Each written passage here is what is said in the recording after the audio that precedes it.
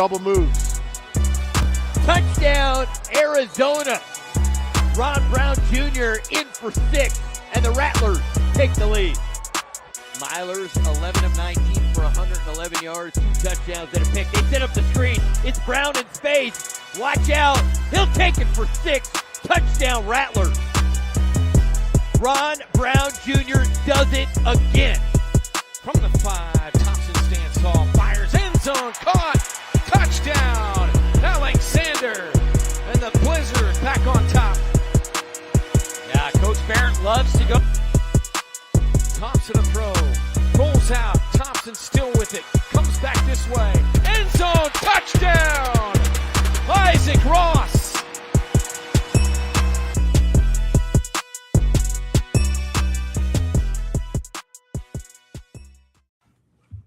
And we are back, ladies and gentlemen, with another episode of Indoor Football Weekly.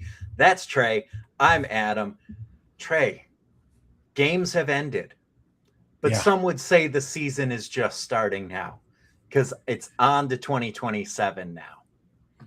Yeah, and there's a lot to be excited about heading into 2027. We got 4 new teams entering the IFL next season, and this offseason is going to be very interesting, and lots of things and stuff that could happen, and some things and stuff that is already happening. But one heck of an IFL championship game this past weekend between the Rattlers and the Blizzard to cap off a very fun 2026 season. Oh, it was a spectacular cap to the season. For non-true ball knowers who just box score watch, they would say it was an 11-point game. It was a blowout. No, it wasn't. It was a very close, competitive game from start to finish. And I mean, it was tied at halftime, and Arizona pulled away in the third quarter a little bit and had Green Bay chasing them down the stretch. It was a great game. It was exactly what we thought it was. And in some ways, Trey, we were both right in our predictions because I said Arizona's defense wasn't going to be able to slow down Green Bay. They didn't slow them down. They stopped them once or twice when it mattered most. Mm-hmm. And the Rattlers offense found a way to play. Max Myler found a gear that he hadn't been able to find all this playoffs. Yeah, it was a much more explosive game than I anticipated. And when you look at like the play-by-play and look at it back in recap, there wasn't really very many like one play 45-yard drives, like a bomb and that was it. Each team worked their way efficiently down the field and got in the end zone consistently throughout the entire game. But like you said, that Rattlers defense that has been oh so good was able to get those stops late and able to take advantage of a disastrous extra point attempt that turned what would have been a tie game into a 3-point game in the Rattlers' favor. And it was pretty much a wrap from there. Yeah, I mean, both quarterbacks, prolific days. Max Myler 103 through the air on 12 of 18 passing, 18 rushes on the ground for 90 yards. Liam Thompson, IFL MVP on the other side, 116 yards through the air, 106 yards on the ground. But I think the big thing was just how Arizona managed to put the clamps on Green Bay in the passing game and really kind of took some stuff away from Thompson in the Blizzard. Thompson finished 11 of 23, and I think that matters the most in that secondary from Arizona really showed up in the second half and made the big plays that it needed to make. Yeah, the secondary definitely played physical, but they probably played a little too physical at times, and they got away with some. I will just say that. I'm not going to say, oh, the refs cost Green Bay this game. The refs certainly didn't help them. Where there were some drives where Green Bay receivers were getting mugged down the field, absolutely mugged, and there was just no call. But that's the way Arizona was playing it basically the entire game. So, like, when you play physical from the start, you kind of set an expectation, you set a standard, and when you play that physical all throughout, it kind of makes sense in hindsight when you look at it. So, yeah, Green Bay could have used a little bit of help from the third team on the field there, but Arizona – They played outstanding in this one, and Max Myler deserves all the credit in the world for completing his redemption story from 52 weeks earlier in that same building, ending in a heartbreaker, being able to come out not just as the winner but as the championship game MVP was just such a special moment. And Trey, we were in such a hurry to get this started. We skipped a key step, my friend. I know. I've been staring at it. I've been staring at. Cheers. There we go. Oh yeah, there you go. Satisfying cracks to end the season, right? 100%. Yeah. But yeah, it was just such a fun game and such a great atmosphere. A lot of Rattlers fans made the trip from Phoenix, from Glendale, wherever they came from, down to Tucson for the game. A lot of them were staying in Tucson the night before, which I was expecting it to be a full-on day trip for a lot of folks, but there were a ton of people there early on Saturday, and they were staying the night. They were partying in Tucson the night before and having a great time, and it was just a really, really fun energy in the air in that Tucson Convention Center. No, I mean, it sounded great on television. It was loud. It was exciting. It was spectacular. It was everything we hoped it would be in a championship game. The on-field product was great. The off-field atmosphere was spectacular. It looked like league meetings and award dinners went great. I wasn't there. You were there. Just, Trey, talk to us a little bit about what the entire weekend was like. Yeah, the entire weekend was amazing. It took a long time for me to get out there. I spent about 4 more hours in Denver than I planned on in my layover. But eventually we got out there, and yeah, Saturday had a chance to connect with a bunch of folks from around the arena and indoor football media landscape at Media Day. We did a live stream from Media Day itself, made a couple videos with a couple players, with a team owner, the newly joined Arkansas Diamonds. They were there in full force. So I had a chance to talk with some of their players, coaches, and the owner of that team. And it was just very cool being able to mingle with a bunch of folks from around the league. And it was humbling to have some folks come up to me and say like, "Oh yeah, you're the guy from the thing." Yeah. And just be able to, just network with some of these guys. And there was a moment like after the game at the after party right near the venue where I was looking around and I'm like, there's Sed Bonner, there's Ari Wolf, there's Brent Stover. I'm like, there's all these guys that I watched play. I've listened to them commentate. I've seen them on my TV screen my entire life watching arena ball. And now I'm like just chopping it up with them, and they're like my peers in the media world. So it was just so. They're your peers. Awesome. They're in your phone. You can text them. You can do all that. It's so bizarre. It's so crazy, and just massive shout out to the league for the access and being able to hook things up. And it was fantastic. It was just a great weekend from start to finish, and made the 20 hours of travel there and back worth it. 100%. I mean, again, great atmosphere. You could tell it all came through. Just kind of thinking about the game, what was the key for it for you? Like, what was the key that really, we talked a little bit about that Arizona secondary. What else really stood out as key moments for the on-field product? I think special teams. Both special teams units came out strong. Like Green Bay literally started the game with a deuce.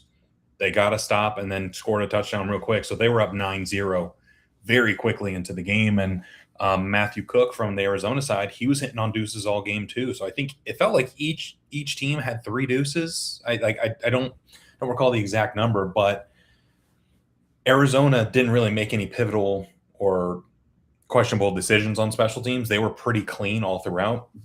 Green Bay, of course, had the one extra point that went over the head that I alluded to earlier and really flipped the momentum of the game. But then there was also an onside kick situation in the first half where typically in those situations, you see a team in Green Bay's position at the 1-minute warning with a 7-point lead, onside kick it to try to either A, get the ball back, or B, set yourself up to get the ball back with time left. And they ended up squibbing it down the field. And Arizona was very smart with the clock, scoring with like 5 seconds left or 4 seconds left in the half and leaving Green Bay with basically enough time to do a field goal attempt. So I felt like that was a little bit questionable from the Green Bay side of things. And it felt like special teams was the decision maker, where they had like 1.5 rough plays on Green Bay side, but Arizona was clean all throughout.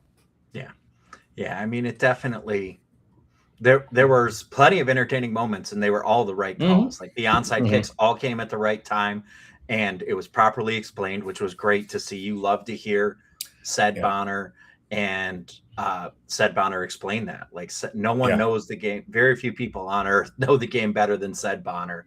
And, it was great to see Ari Wolf and Mike Babchick both getting in there with coaches, getting them going. The unlikely bromance of Mike Babchick and Kevin Guy is fascinating to me, and I love it. Yeah.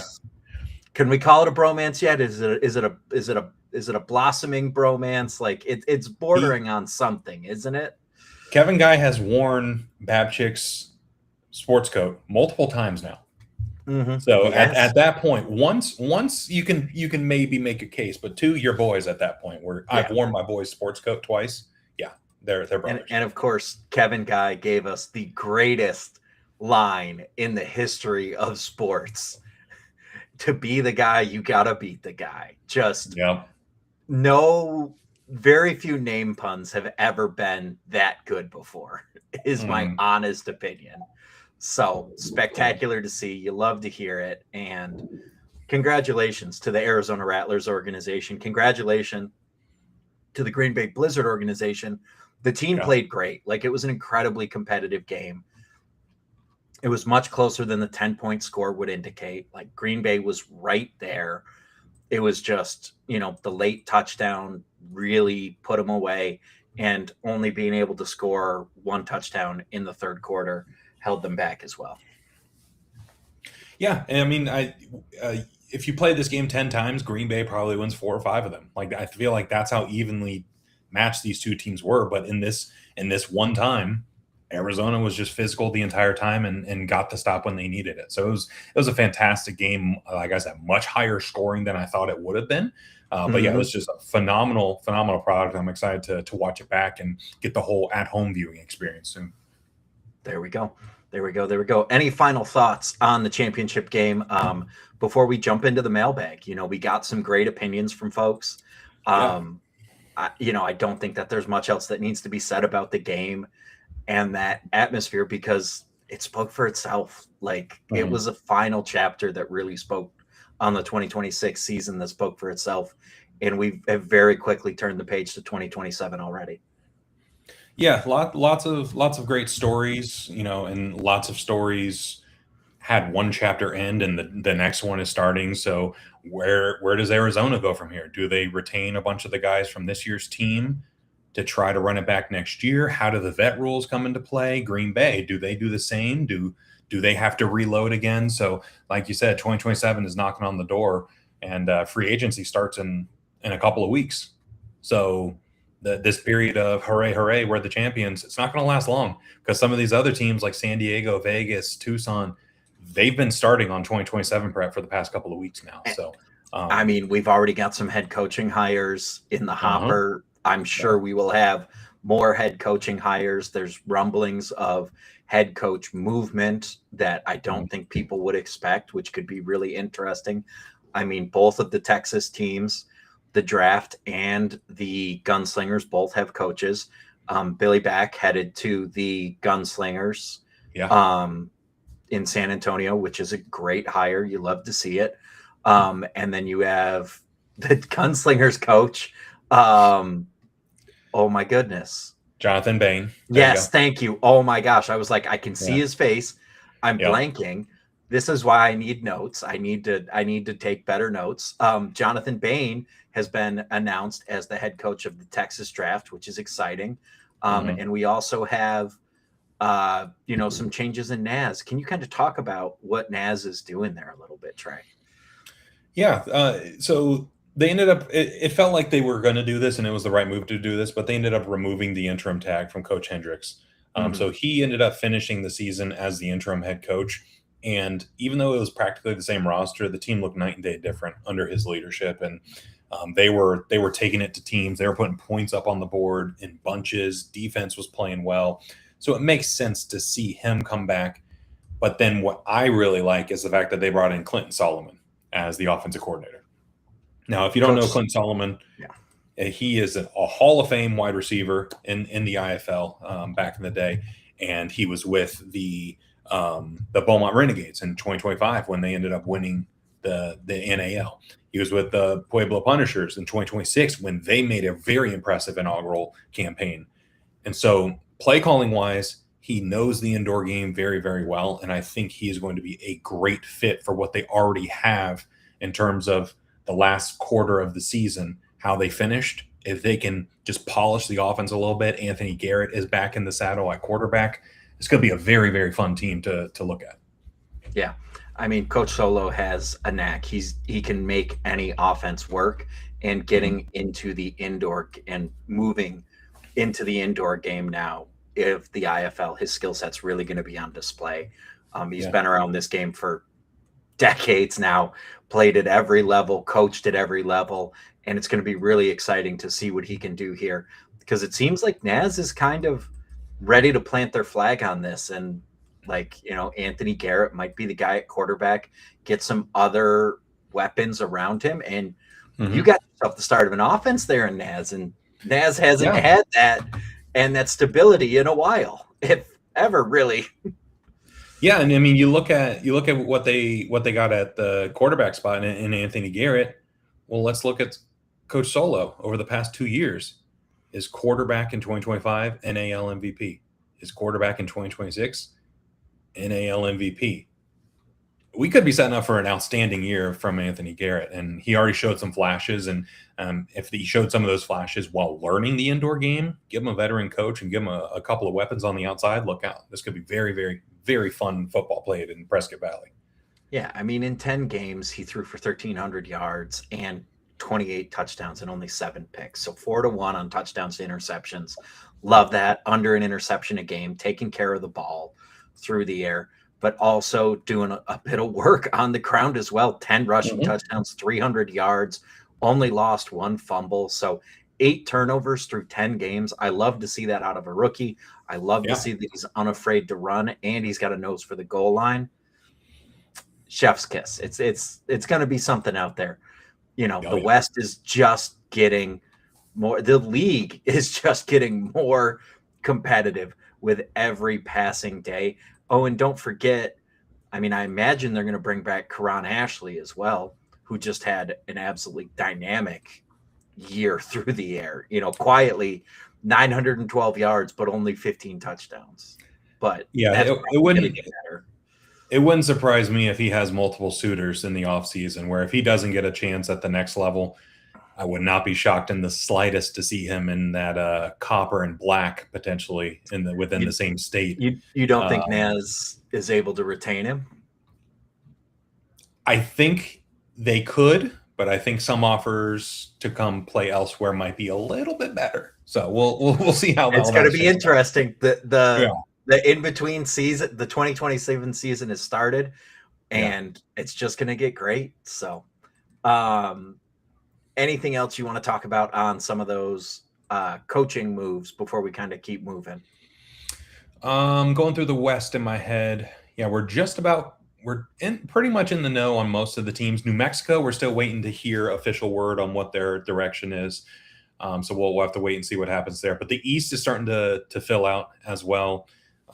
Jacksonville, it sounds like they're coming back, Coach Gibson, but then Jacksonville's defensive coordinator is heading up the road up to Savannah. So he's going to be the first head coach of Savannah indoor football, whose name is not currently decided, but is down to 3 different options. So I think it's a pretty good hire, especially considering that the Savannah group is coming from a group that was part of the Jacksonville ownership over the past few years. So they're not new to indoor football.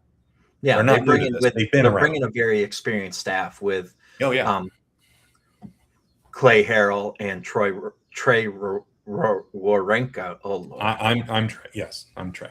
Troy Warenka.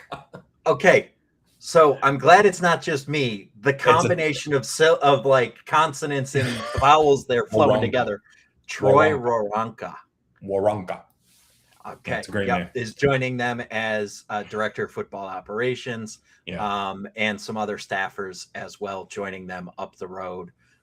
So hopefully we get a real good rivalry here between Savannah and Jacksonville, and all these Southeast games are going to be just blood feuds. It seems like, which is going to be spectacular. Savannah, Jacksonville, Jacksonville, Orlando, Savannah, and Athens. I hope that turns into a good old-fashioned Southeastern hate. And, don't sleep on Orlando, Athens either with the Coach Keefe connection. We could just have every one of these games be a knockdown, drag-out slugfest. And There's always a story. There's always a story somewhere in there. There's always a story. The layers to the story, making it great. So in the East, it feels like Quad City is like the only question mark at this point. I'm hearing out of Fishers that Coach Wooten will be back next year. Breaking news. We need to get a soundboard. That's what I'm hearing. We need to put a soundboard in the budget. I don't know if you can. That's the breaking news. Yeah, love it. So it's sounding like Coach Wooten will be back in Fishers. We'll have to see when that gets announced. But yeah, Quad City is the biggest question mark. Obviously, they had a less than spectacular 2026 season. So it sounded like the owner was going to flip some things and switch some things up. How far they do that, who knows? So 2 definite openings there. And of course, have we heard anything out of Orlando if they're going to retain? Because they had the interim tag on him, didn't they?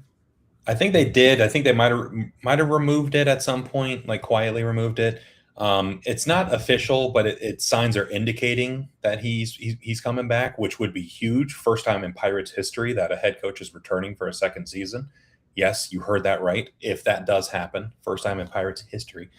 So yeah, well, it's not for sure yet, but I'm sure Coach we'll get Rod Windsor, no interim tag on there, so that's good. And curious who gets retained on that staff as well. There's been some rumblings that Les Moss might find some other opportunities given his connections to several other teams, and then the question is does his son go with him? Does Bobby Scipio stay? There are plenty of guys here who could go elsewhere. And, again, we still have the questions in Quad City and New Mexico. Trey, a bit more. You were there. You spoke with the Arkansas team. The IFL did announce a new expansion team that nobody saw coming. It was a little bit of, and oh my God, here come the Diamonds with a steel chair out of nowhere. Just describe what that was like when that announcement kind of got made to the room. Yeah, so I got to media day fairly early, was kind of setting some things up for the live stream and mingling with some folks. And I didn't see any Arkansas people there. I didn't see anyone there beforehand, but then the press conference started, they made the announcement, and then I turned around and suddenly there was like a dozen Arkansas people behind me. Like it was insane the way they were able to just like a old school WWF reveal of a superstar coming back for the first time. Like they came out of nowhere. Like it was insane. But yeah, it was very good energy from all parties involved. That ownership group is very serious about being competitive, and that's what prompted them to make the jump to the IFL. And it sounds like Coach Bones Bagante, who has been the coach for them over the past couple of seasons, is going to be the head coach for them in 2027. And so he has experience in the IFL as well. He was the offensive coordinator for the Massachusetts Pirates when they won the championship in 21, and then when they made their run to the title game in 24 as well. So he's no stranger to this indoor game, and it sounds like he'll actually get some help on the coaching staff this go around. He's been the only coach in Arkansas the past two seasons. It's a one-man coaching staff. So he's going to get some support. He's going to get some help, and he's got a long list of players that I know are knocking down the door to come play for him in Arkansas. So I would expect them to be a pretty competitive team early on. I mean, that's exactly what the East needed, isn't it? More competitive teams coming in. Yeah, like 100%. Yeah. What are we going to do here with all of these teams in the East being competitive? I mean, now we're at 18. Do we think there's expansion of the playoffs on the horizon here? If there is, it feels like maybe a 4 or 5 playoff play-in game. Maybe, because then like going to 6 playoff teams per conference with only 9 teams, that feels a little weird. It feels off. But then if you do a 4 or 5 play-in, you're given 1, 2, 3 a bye. So that doesn't really feel right either. So I would imagine they probably keep the playoffs the same for at least this year. And if the league grows beyond the 18, or when it grows beyond the 18, I should say, at this rate, When it hits that 20 mark, that's when it feels like you'll start to see some like, okay, instead of 4 from each, it's 6 from each, and with 1, 2. You don't think you don't think you go 5 and just, I mean, give the 1 seed a bye, I think is the way I'd do that. Well, then I don't think the math works out, because 2 would play 5, 3 would play 4. Yeah. And then you'd have 3 teams in the playoffs on each side. No. If only the 1 seed gets the bye and there's 5 teams in the playoffs. Oh, no, you're right. You're right. Yeah. So the math doesn't really work out unless you include a 6th team. So it feels a little odd to have 6 when each conference has 9. So maybe in the future when it goes beyond that.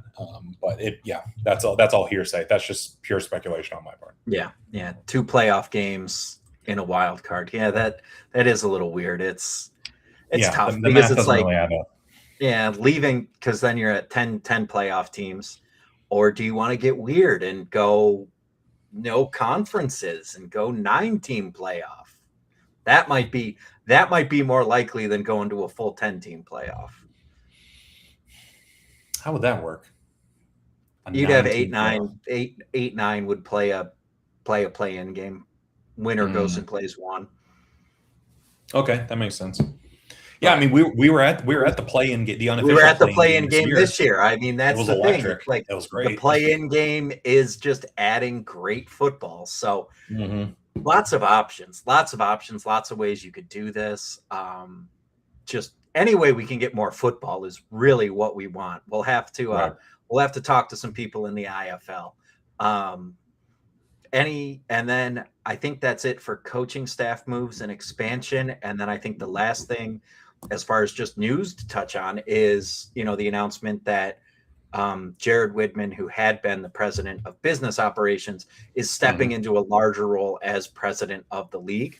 I mean, Jared's been very hands-on with the league, rocking and rolling with everything. The Yahoo Sports deal. He's been working and just been a great addition to the league since he joined late last year. And, working with Commissioner Tryon and the rest of the league staff, they've really done some great things here. So, I mean, this just seems like a good move to continue. Like, you're on a heater. Why are you going to change things up? Let's just double down on some things. Yeah, if running the ball works, keep running the ball. Like, let's keep doing what works. Yeah, Jared's been great, obviously great to us and great for the league, and over the past 365 days since he officially stepped in. But it sounds like the league might be growing in terms of front office as well in the future too. So I'm sure we'll hear a lot more of that as the offseason really kicks into gear here. Yeah. So that kind of wraps up news and everything, Trey. So let's get into this mailbag here, since we got no games to talk about yet, unfortunately. But I'm sure there will be plenty of. We'll get a little reckless here with the mailbag. Don't worry, folks. I'll make sure Trey. I won't let Trey hide. We're gonna keep him. We're gonna keep him honest and keep things exciting here. All right. So here's one pretty easy one. We pretty much know the answer to this already. From Boneyard Tim. He's a super fan of the Tucson Sugar Skulls. Met him out there this past weekend. Never would have known. Never would have known based on the username. What gave it away? He said, "Who do you think the Tucson Sugar Skulls quarterback will be next year?" It's going to be Jerome Johnson. Unless there's a massive change of heart one way or another, based on how the season ended for Tucson and Jerome being willing to run it back almost immediately after their season ended, seems like signs are pointing in that direction. I think it needs to be Jerome. I think give him a year to get settled in the system. Got a half a year, got you to the playoffs. I think they need to add a little bit to that offense. I think that offense needs another playmaker. I'm not sure if I prefer them to like target a running back or a receiver, but I need somebody that Jerome can trust to get the ball in their hands. And then I think the other big thing is they gotta beef that defense up. Like, that defense just felt like it wasn't quite ready for prime time. especially with how prolific the Western offenses are. Yeah. Yeah, the defense hung on for dear life at times, but they also kept that team in a lot of games that they had no business being in when that offense was just abysmal at the beginning of the year. Yeah, it seems like wide receiver is the big target area for Tucson, where you need a big tall wide receiver out there. Like when you look at Jerome Johnson's MVP year and what he was able to do in Vegas, he had Quentin Randolph and CJ Wyndham on the outside. So you got two sure-handed wide receivers that were all league level he was able to throw to. It's no wonder he was able to be so dynamic. Yeah, I mean, you got to have somebody like that. Like, you need a guy that you can trust. I mean, and Tucson, Javian Lofton is good, but I don't know that Javian Lofton is that dude. When your top receiver resides on page 2 of the IFL leaders in yardage, that's not necessarily something that you're loving as a team.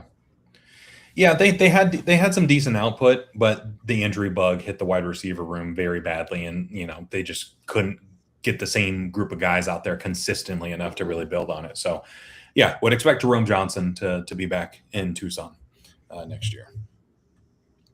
This one's a little more open-ended. It says, who is the biggest disappointment of the 2026 IFL season? I have one that comes to mind, but I'll let you go first. I know we both have. I have 2 that come to mind. And I'm going to go with, I was disappointed in the output that the New Mexico Chupacabras put on the field. I thought that they were going to be able to elevate throughout the season with the key additions with Jerome Johnson and what they were doing on the defense, but that just never really clicked and never really elevated as a team. And it ended up with the big name players leaving on both offense and defense mid-year as they kind of hard reset that team. Now, I think that they learned a lot. Like the Chupacabras learned a lot throughout this year, fired the head coach mid-year, and they tried to start to turn some things around. And it'll be very interesting to see what they do next season, because no one likes to live the entire season in the cellar of the standings. Like no one comes into this saying, I want to go 2-11. No, you want to be a lot better than that, or 2-14. Right. Sorry. No one comes into I looked at their conference record. No one comes into this saying they want to go 2-14. They want to be better, and they're going to try to do some things differently. We've heard some buzz. We've heard some rumors, nothing reportable yet, but if they're lining up to take some swings like we think they're taking, I think things are going to look very different next season in Albuquerque.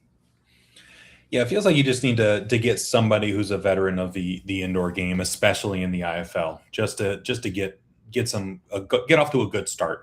Because I think for New Mexico in particular, it was a lot of learns both on and off the field for that group. Not just here's how a watchable offense runs, but some off the field stuff that they were learning on the go too. So I mean, you look at like just the aesthetic of what the Chupacabras were this year on the field with their uniforms is like, man, if this team was good, this would be. Oh, I love it. It's always so painful when the great uniform team sucks. Like it's the worst thing. And I'm just going to say it, like, I hate to say that, but it's like, they were bad. They were bad to watch. They were disappointing. They sucked on the field.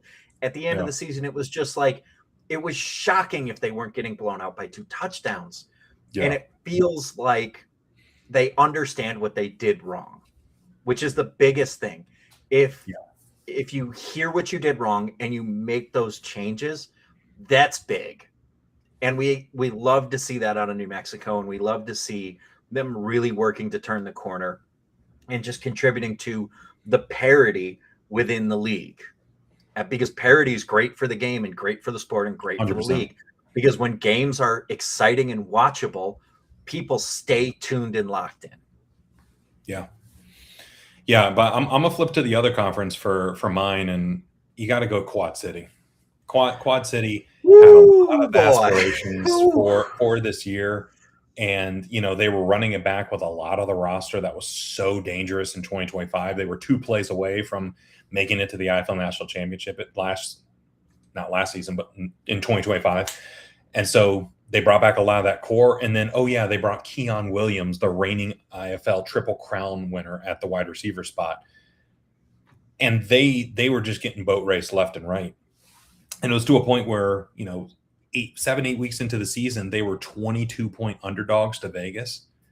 It was like, if you had told me in week 0 that this Quad City team was going to be 22-point dogs and then not cover against any team in the league, I would have thought you were insane.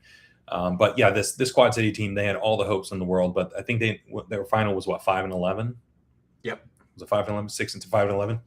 So they just absolutely fell flat. And it's no surprise to hear the owner come out after the last game of the season and be like, "Hey, we got to switch some things up here. Like, this ain't working." So do they run it back again with some of these vets, or do they hit the hard reset button on some of those key positions in hopes of bringing some new life? And eventually, if you keep doing the same thing, if nothing changes, nothing changes, right? So something's got to change for this group. Yeah. No, I mean, this is a great question here, Trey. Like, we need a study about what happened to Quad City in 2026. Just if you had to boil it down, what was the issue for the Steam Whalers this year? What was the thing that kept them from making it happen? I don't think there's one thing, and I think that's what makes the season so frustrating. Where there were some games where they look like one of the best offenses in the league, but then like they scored 59 against San Diego, but the problem was they gave up 73 in that game. They couldn't stop anybody. But when the defense would show up, the offense would fall flat, and they'd have egregious penalties and time management mistakes and bad challenges that would put them in a hole late in the game when you need every single one of those timeouts. So some games the secondary was just not good. Other games the offense fell flat and they just looked like it was the first time running an indoor football offense. So each week it was a different problem. So you can't really pinpoint and say, like, if they did this better, they're in the playoffs, because every game it was death by 1,000 paper cuts. Like, it was a bunch of little things that would add up. And yeah, it's no wonder they lost by 7. They left 15 points on the field. Do you know what Quad City's home record was? Off the top, no. I want to. They definitely beat Green Bay twice in Quad City, which make like 5 wins, and 2 of them were against Green Bay. Like, what are we doing here? Were they 5-3 at home? 4-4. 4-4. They went 1-7 on the road. We talk about Orlando's road woes. Oh my God, let's talk about Quad City's road woes. That is, whoa. Well, that's not surprising, because like, if you go back over the past 4 years or so, Quad City, their home field has been a fortress. Like, exactly. Monica nailed it right there. If they could play Green Bay at home every week, they'd be undefeated, which is insane. But like the stadium in what's it called? The Mark. Yeah, I think it's the Mark in Moline. That's a fortress for that team. And so the fact that they only finished 4-4 there just kind of shines a light on what this season was for the Steam Whalers. Just a disappointing one. Yeah. What we got next? They're getting a little spicy. We're ratcheting up the spice meter. Slowly but surely. Here's one. I'll save that one for next. What is your favorite part about covering the IFL?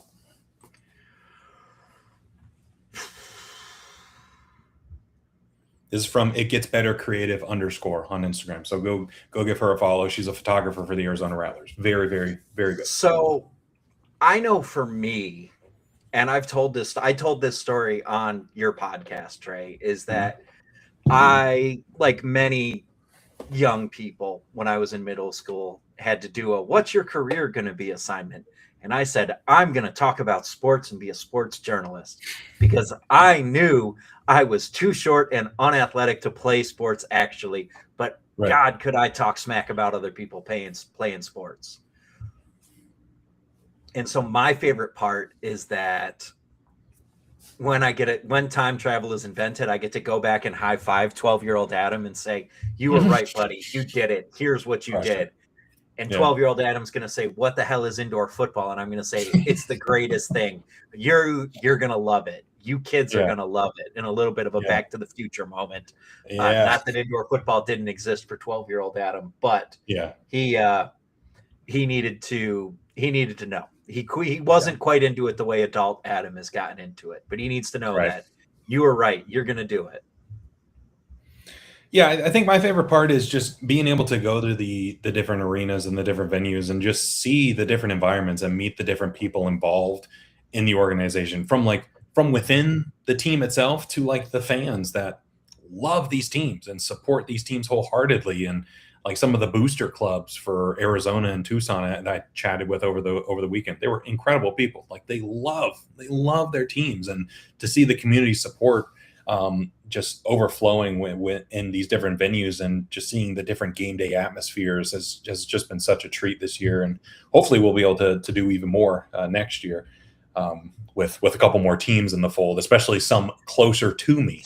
Some closer to both of us. Like some closer to both of us. Yeah. Trey and Adam uniting at more games this year is what I think. I don't know if people wanted it, but we wanted, and we're going to do it because just to give everybody a little bit of insight, when Trey and I went to Fisher's for this game, we met in Knoxville and carpooled the rest of the way to Fisher's. Mm-hmm. We're talking about indoor football the entire way up. Mm-hmm. Game started on the drive up. So Trey's driving. I've got my phone out and I've got the volume up. So I'm watching the game. He's listening to the game. We get to the hotel. We go get dinner, and we've got two phones up on the table watching two games at the same time because that's what we're doing. Comically enough, it was the next night. The manager came over and was like talking to us about the Fisher's game and was a fan apparently, which was hysterical. We go back to the hotel with beers, and we put a game on the television on the laptop. So we've got two games going like the entire weekend. Yeah. And then we wake up the next day and we start talking about the games last night at breakfast. Trey's checking his social media numbers and how he did there. He's got to get those numbies. Got to. But just, I mean, Trey gave the really good answer. I gave the selfish answer, but Trey's answer also ties in for me. Because I do get to, I get to meet people and talk about this great game. And it's like, we're going to talk about indoor football because it's just fucking amazing. Yeah, it's so good. I have to mark this one explicit, Trey. Remind you to remember that. Yeah. I think I have a default to explicit, though. All right, perfect. Well, this one was, what was your biggest surprise of the 2026 season? So is your biggest surprise different from the biggest disappointment? Yes, it is. Okay. I think my biggest surprise is that Orlando survived firing Rod Keefe at the start of the season to make a playoff game and be competitive the way they were and hang with the top tier. Like, I think that was shocking to me. Indoor football is so interesting that a team can fire its coach in the way that happened. What we were like 48 hours out. Mutually parted. I'm sorry. Let me rephrase that. That Orlando and Keefe mutually parted ways 48 hours before the game. It was like 24. It wasn't even 48. It was like we were like 36 hours out, and they mutually parted ways. I think the additional to that is Jacksonville moving on from James Cahoon to Sammy Edwards and securing a home playoff game, and battling and being in it, like for the Florida teams just going all in on what they wanted. Like they knew what they wanted, they knew what they need to do, and it worked. Like we had other teams fire their coaches in the Western Conference and not see that drastic turnaround. You know, it was, if there's one thing this year, it's the year of the gambles. Like Tucson went out and got Jerome Johnson mid-year. Orlando and their coach parted ways. Jacksonville switched quarterbacks. Arizona went back to Max Myler after previously benching him for Drew Powell to bench a guy and then go back to a guy. That never works. The classic example of that never working is the 2000 Buffalo Bills. R.I.P. Here we go. What could have been with Doug Flutie? Rest in peace, Ralph. You're a cheapskate. You screwed an entire franchise over with that one. Could have won a Super Bowl. But the drastic bets worked this year in the IFL. And I think that is my biggest surprise, because we just named 3 teams that made huge gambles mid-year, and every single one of them paid off for them. Yeah, I think for me it goes up to the Great White North up there in Green Bay. I know it's not the Great White North, but it's the Great White North for me in Green Bay, and what they were able to do. Sweet summer child of the Southeast. Yeah, I know. I'm a Southeast boy. Trey, we're now I need to interrupt here, because now Okay. I'm gonna make Trey go to Green Bay. We're gonna go in like week 1, the first Green Bay home game we're going to, because I just want to see Trey react News to to the me. cold. No, we're News to going. me. This is It won't be cold week 1. It had to be like what, week 17, week 18? No. We're going to an indoor game. Oh, indoor. Week Okay. 1. Yeah. Okay. Yeah. I got No, you. we're going to a week 1 IFL game.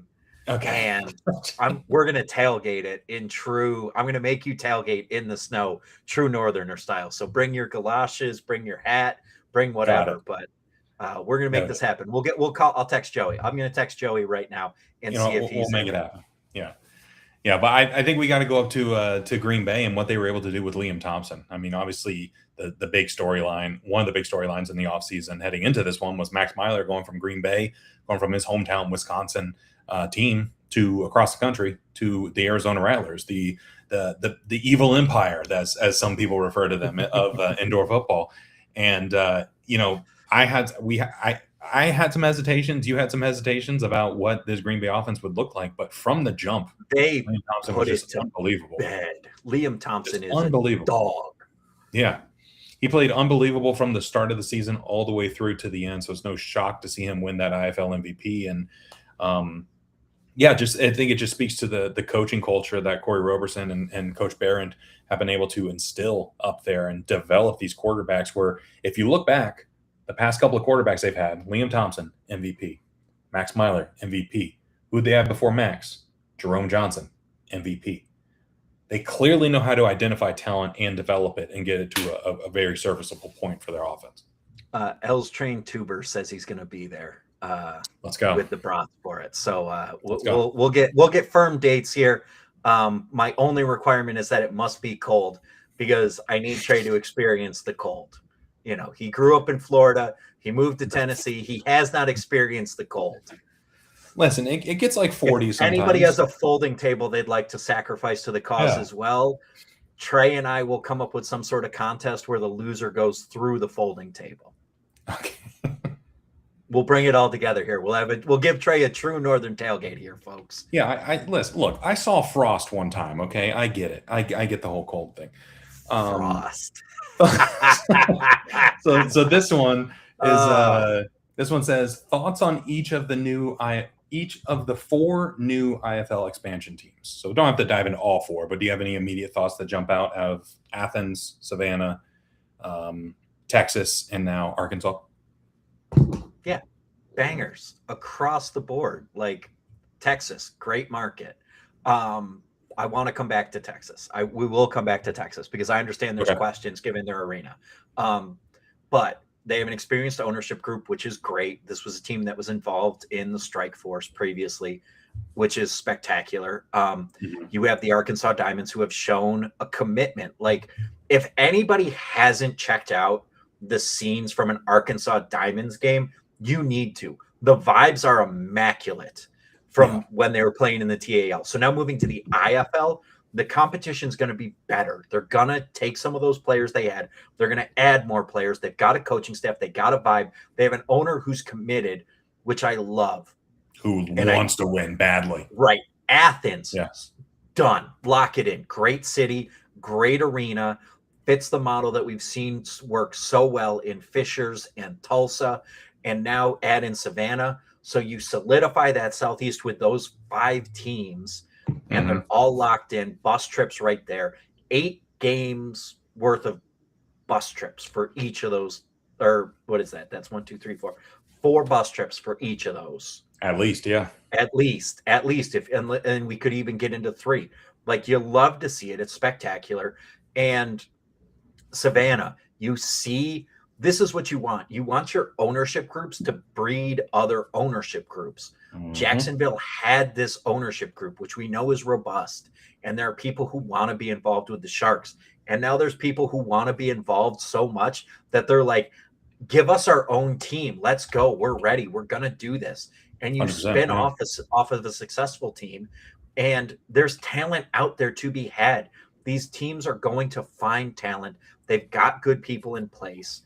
And Texas is going to be weird this year with their arena situation. But let me tell you why I don't hate it. I'm not sure, it's a gamble, but you don't find success without taking a gamble. And I think trying out multiple markets is a good thing.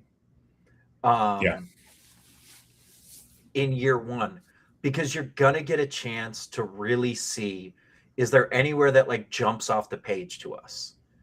And so if one of the markets they play in jumps off the page, you say, yep, let's go back, let's do it, like let's try it.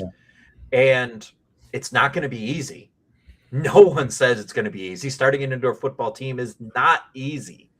It's a challenge, but with the playbook and experiences that each of these teams have, I have a lot of confidence that they're going to be able to do things really, really well. And so despite each of them being a little bit, we have 4 very unique test cases here. We have an Athens team that has been really locked in early, rocking and rolling. We have a Savannah team that kind of came to the table late, but they're experienced in the league and they're spinning off from another team. Playoff team that hosted a home playoff game. Then we have an Arkansas team that's been dominant in another league and has seen an owner take it to new heights and is like, yep, I want to be in the best. And then you have a Texas team that says, we need to figure out exactly what our market is. And we think it's going to be Austin, but we need to show proof of concept. And we're going to show proof of concept and commit to this. And so we brought in an experienced coach. And I think all 4 of these teams, this expansion class is good. They're doing things differently. And I think that's going to lead to some success here for the league and for the teams. There's going to be growing pains. There's always growing pains with new teams, but I think these teams are well positioned to battle through those growing pains as they get started.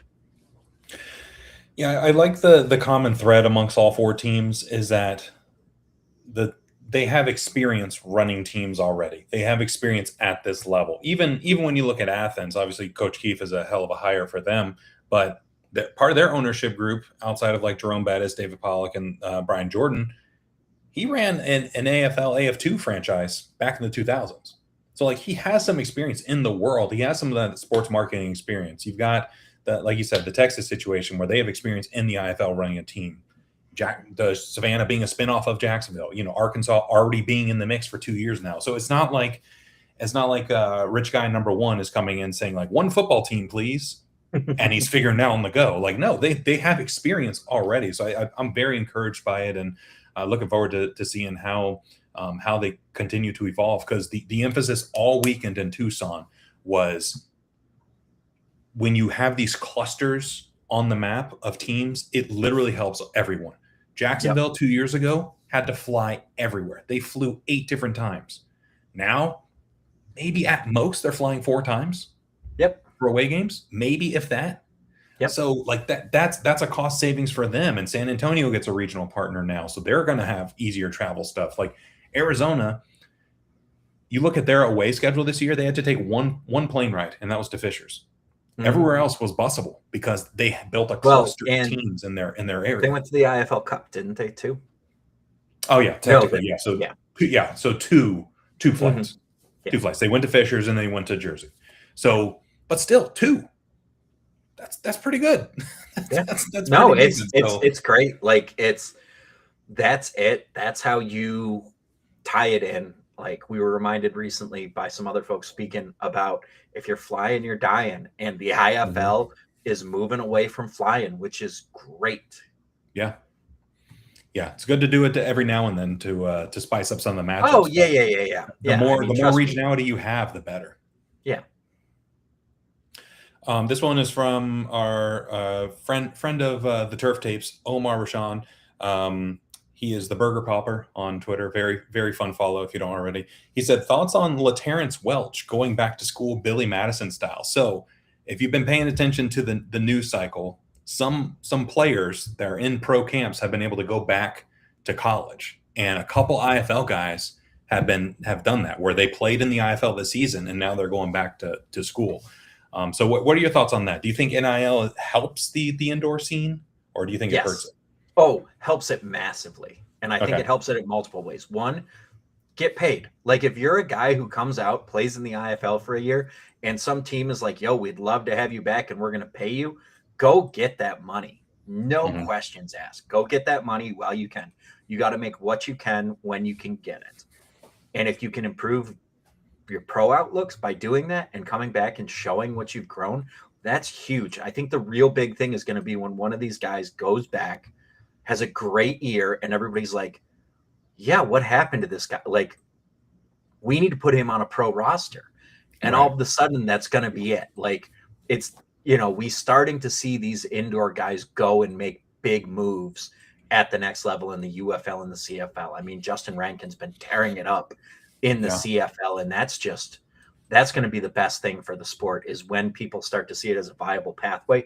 Additionally, I think the other thing we need to talk about is guys are getting paid with NIL. Good players are going to make a good bit of money, and they're going to have some cushion to stick around, stay in shape, and say, I want to try to break through to the next level. So I'll go play some IFL ball for a few years, and let's earn that UFL CFL shot. And the more it becomes a viable pathway, the more you're going to see guys who saved their NIL money, didn't blow it all. They're going to have a cushion and a runway, and that's going to be spectacular. NIL is great for the players, and I applaud it. And I think it's going to be great for the indoor game as well, giving players opportunities, and they're going to have more financial security and the league is continuing to grow. I mean, who knows what salaries are going to look like over the next 5 years. And it's just going to get easier for players to have that security and be able to chase this dream and search for their next opportunity. Yeah, well, I've thought about this over the years, and I've thought about it both ways. Where, like, for that reason, where it gives them a little cushion to be able to pursue what they want. But then I think on the opposite end, where like, oh, well, I was playing for XX amount in college. I'm not going to play for less than that now. So I think it depends on the person. Like, I think it could positively impact some players and give them that determination to, take the step and take the chance. But I could also see it backfiring with some personality types where, like, I'm not playing for anything less than XYZ, right? So I think if that guy doesn't want to play for that, that's fine. He's not going to come into the league. Like, that's on him. That's on the player. Yeah, 1,000%. I just had it and I lost it. Hold on. Pulling it back up. I fat fingered it. My bad. All right, here we go. This one is from Joshua. He's a recent follow of mine on Twitter. So hello, Joshua. He says, I'm curious, as a relative neophyte to the IFL this last year and some change, if it's possible that the league might look to fold in other teams from other organizations. Didn't like the phrasing of that. But basically, if you're the IFL, are you looking?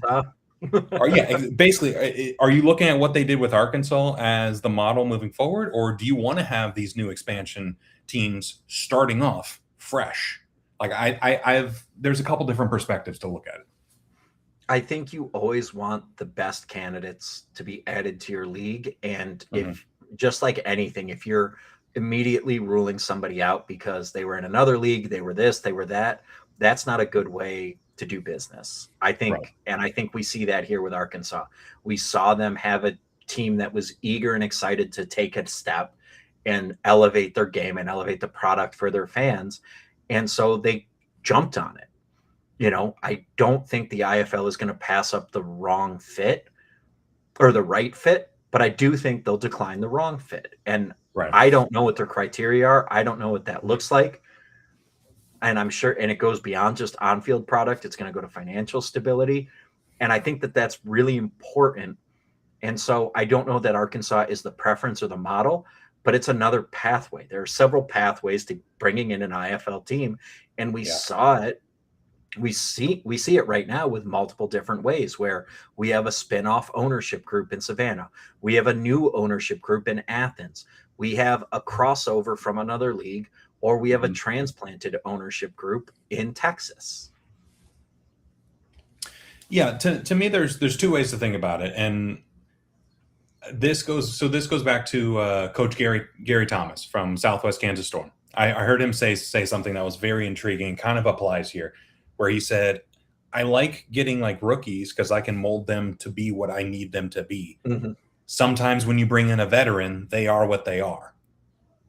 And it can be harder to get them to buy into what you're doing and get them to where you need them to be. So I think that kind of applies here, where if you get the wrong fit and try to, fit the square peg in a round hole type situation, it could be easier to get something brand new and guide them on how to do things right than to teach an old dog new tricks, if that makes sense. So I think you nailed it, though. It just depends on the right fit. Like, I think Arkansas is going to be fantastic, but I think Athens and Savannah are also going to be fantastic in two totally different ways. Yeah. Next one I got, this is one of my favorite ones. One of my absolute favorite ones. This is from, we'll just call him Benjamin. He says, Kevin Guy is already a better IFL coach than Curtis Riggs ever was. That's his hot take.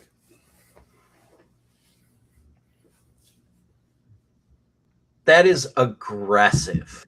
That's aggressive, but I understand it. I understand where he's coming from. So here, I'm gonna explain. I'm not sure if I agree or disagree with that take, and that's what makes the take so Curtis Riggs. Yes. 1, 2, 3, 4, 5, 6, 7, 8, 9, 10, 11 championships. Yes. 11 championships, 224-58 career record.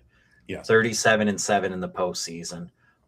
All of that in Sioux Falls. He never coached or lived anywhere other than Sioux Falls. Yeah. Including his playing days. So player to coach to now broadcaster, now that the Sioux Falls team has left. Compare that to Kevin Guy.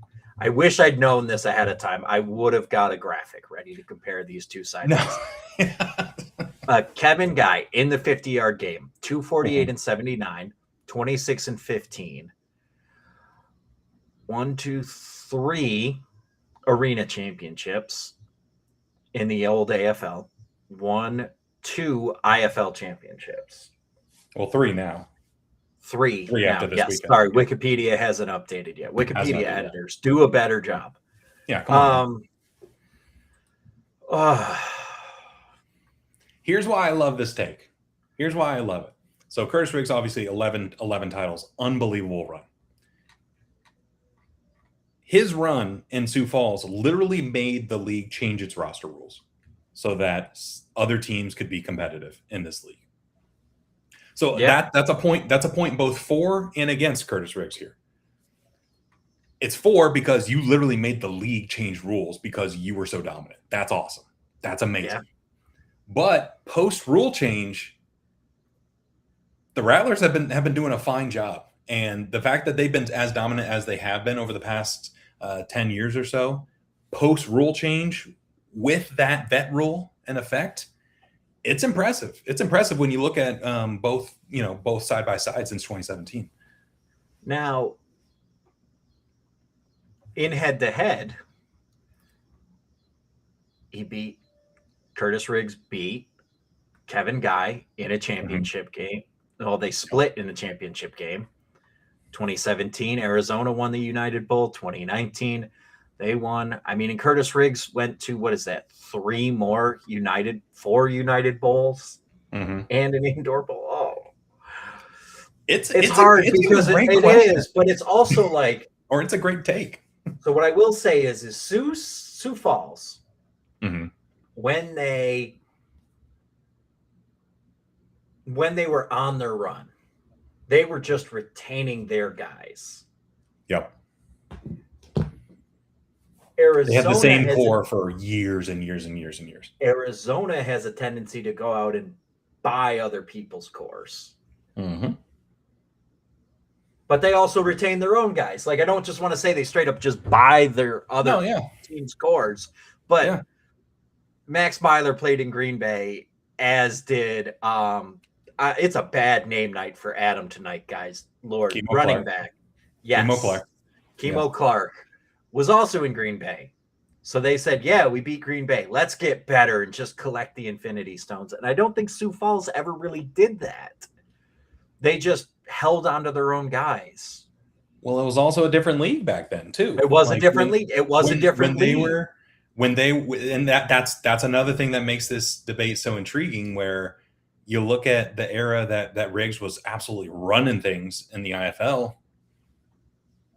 It was like an 8-team league, 10-team league at its strongest. I mean, in recent years, Arizona's won 2 of the last 3 at arguably the strongest that this league has ever been. So I don't know.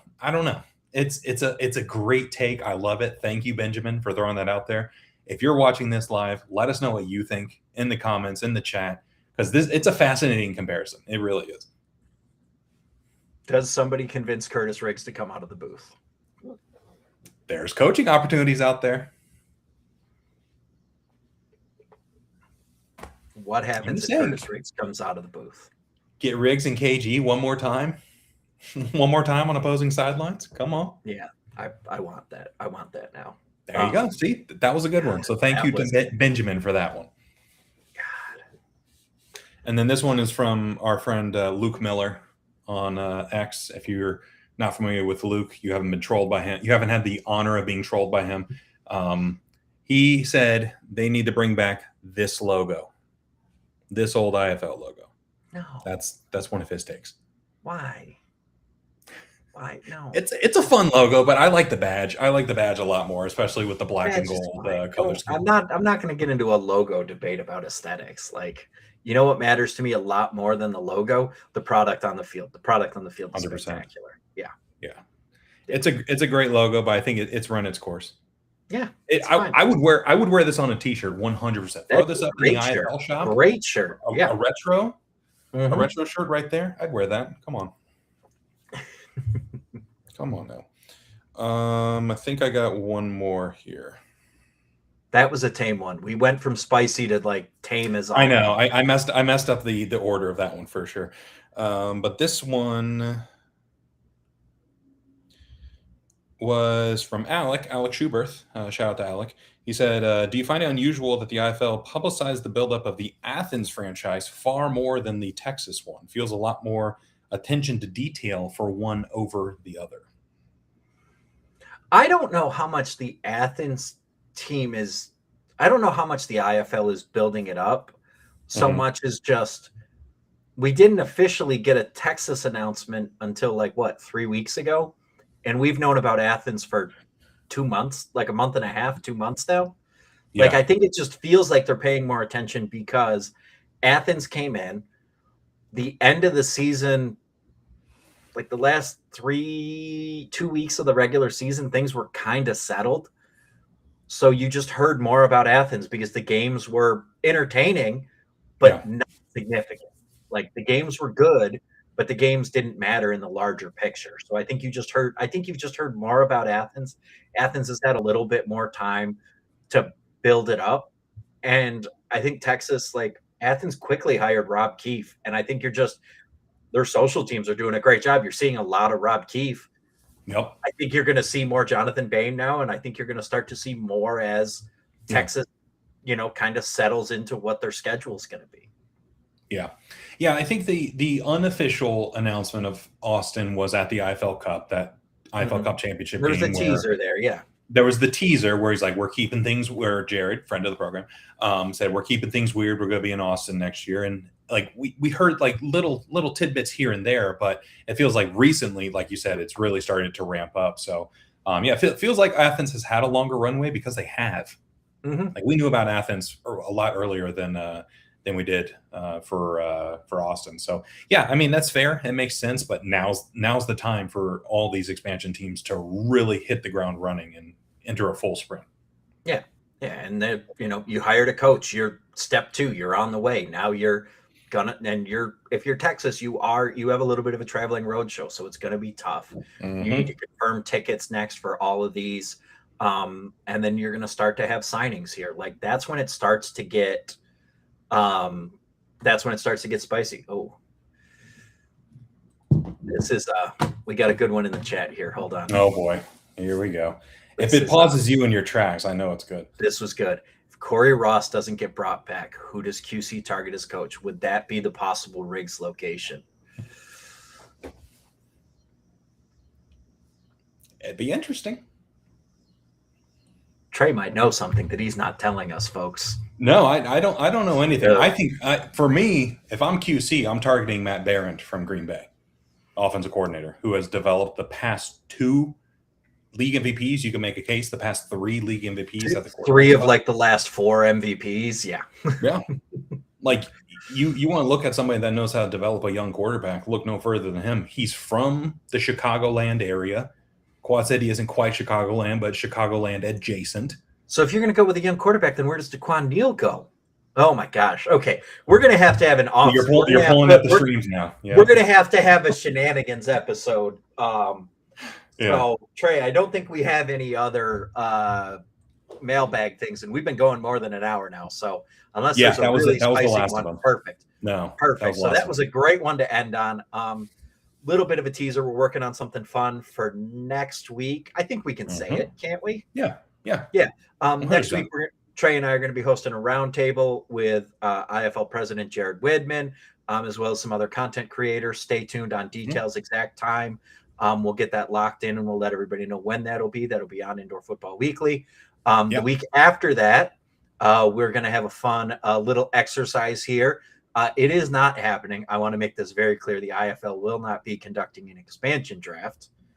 However, Trey and I are sickos and would love a expansion draft. So we are going to we've got some IFL player personnel guys in the mix, and we're going to hold a little bit of an expansion draft, hypothetical expansion draft for the 3 new franchises. We did decide to leave Arkansas out as they do have a roster of guys. Mm-hmm. So a little bit of fun there, and then we'll be into the off season. Some stuff we've got coming up. We're going to start talking to coaches. We're of course going to bring you signings and news and all that.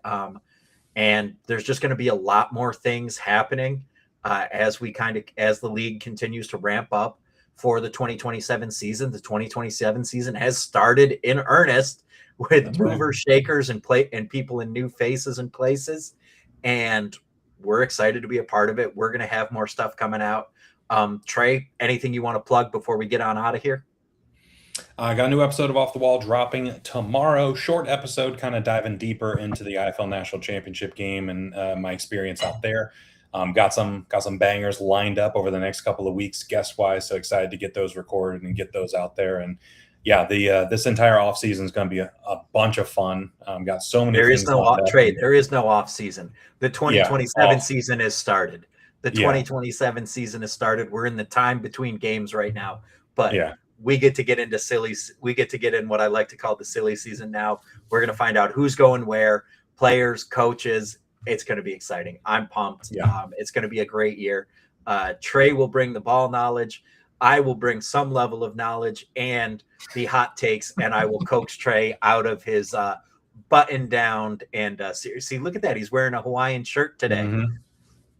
Look at that. Oh, he undid the button. Up. I'm buttoning down, literally buttoning down. Look at that. Trey brings the knowledge. Adam brings the vibes. And where else would you rather be than talking about the indoor war here with Trey and Adam? He's Trey. I'm Adam. And we will see y'all next time.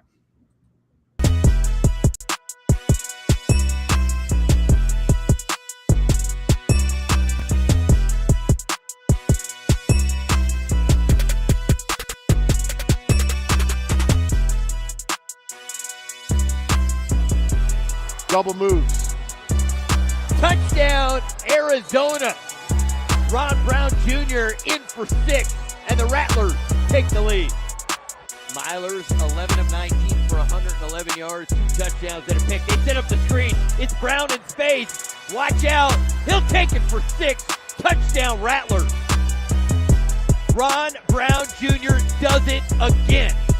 From the 5, Thompson stands tall, fires end zone, caught, touchdown, Alexander, and the Blizzard back on top. Yeah, Coach Barrett loves to go.